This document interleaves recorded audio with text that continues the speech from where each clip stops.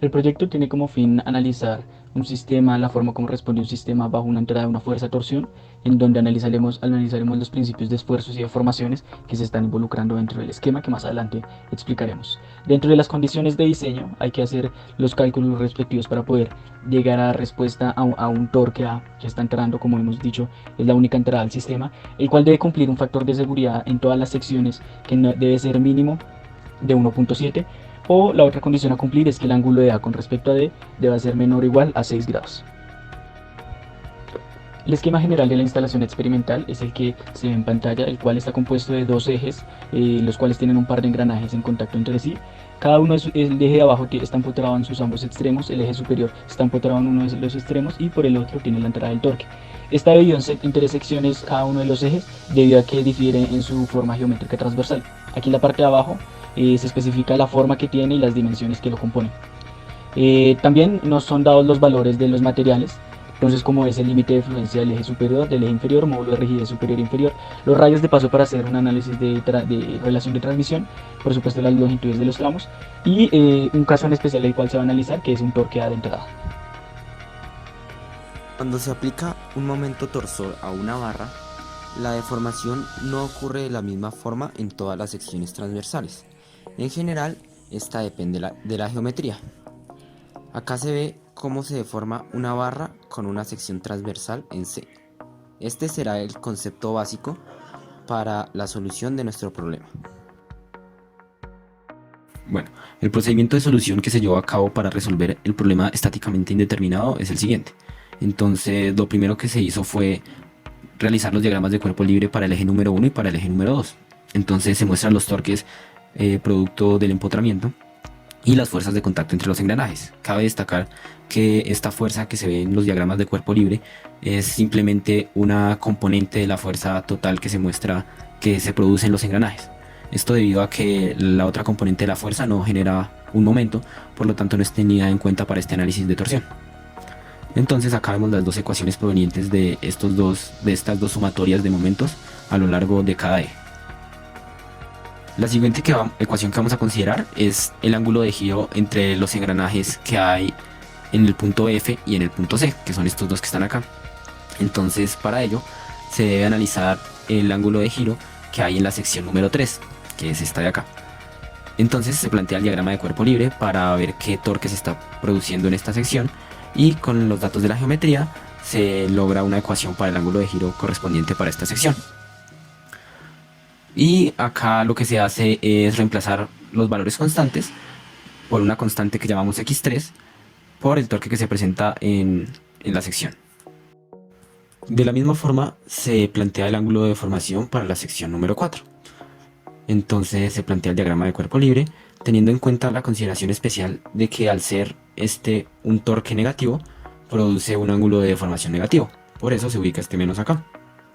Entonces, como vemos que ya hallamos las deformaciones en la sección 3, que es esta, y la sección 4, que es esta, esos ángulos de deformación pueden ser relacionados mediante el radio de los engranajes acá en el punto F y en el punto C, que se relacionan mediante dicha ecuación con los radios de engranaje, como ya se dijo.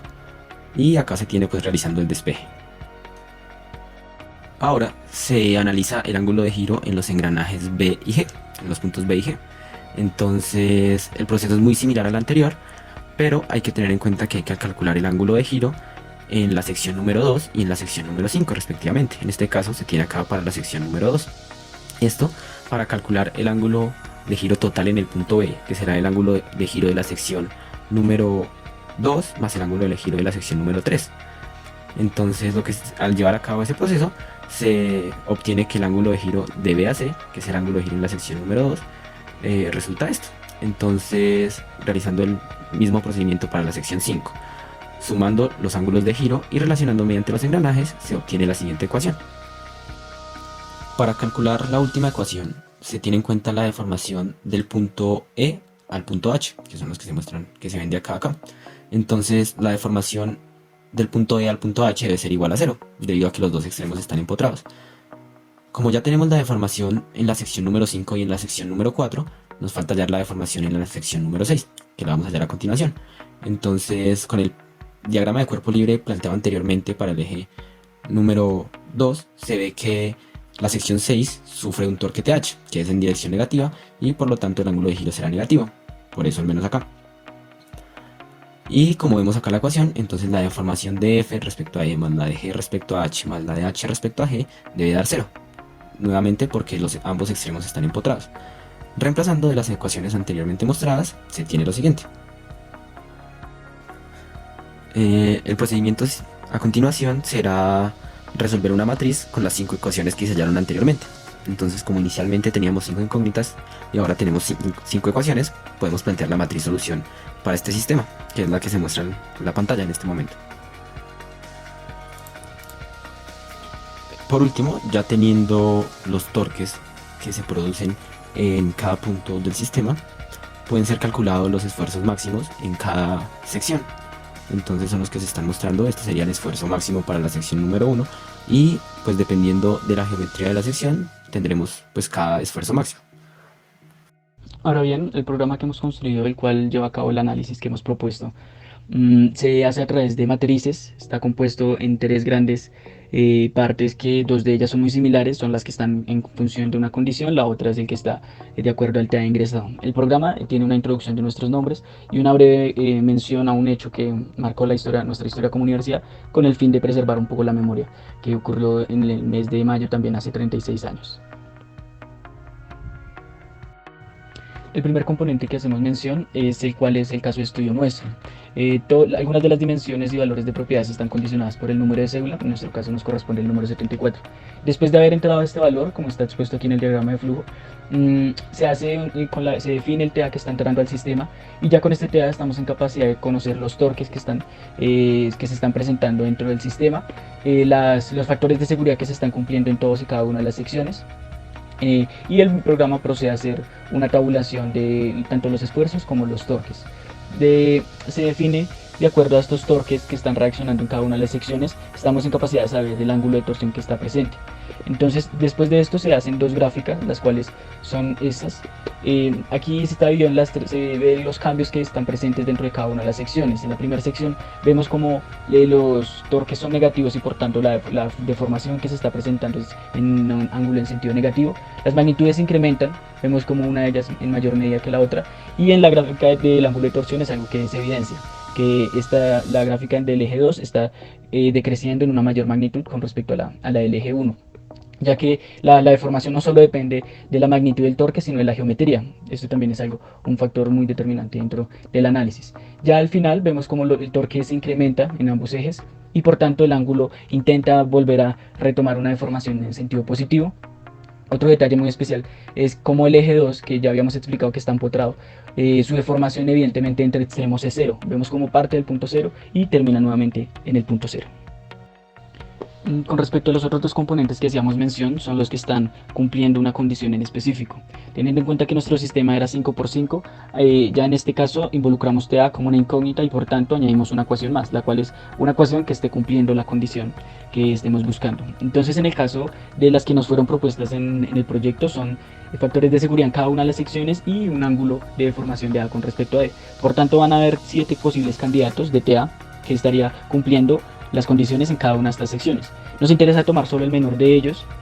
Asumimos este como un TA máximo absoluto, el cual va a cumplir la condición en exactitud en alguna de las secciones, o en caso de que sea el ángulo, y en el resto va a estar en excedente. Se hace el cálculo a partir de este TA de los torques, los factores de seguridad. Vemos aquí el programa nos muestra el torque máximo que fue escogido, los torques que se presentan.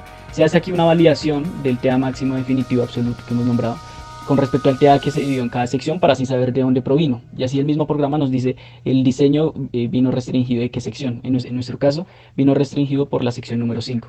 Después de los cálculos de torque se hacen las tablas de factores de seguridad por sección. Ponemos la nota de que es algo que se puede corroborar. Aquí vemos como el factor de seguridad en la sección 5, que nos había advertido que era la que había restringido el diseño, es de 1.7 en exactitud, y el resto está en excedente. A eso hacemos mención de que se puede corroborar. Básicamente este es el componente que está cumpliendo las condiciones del proyecto.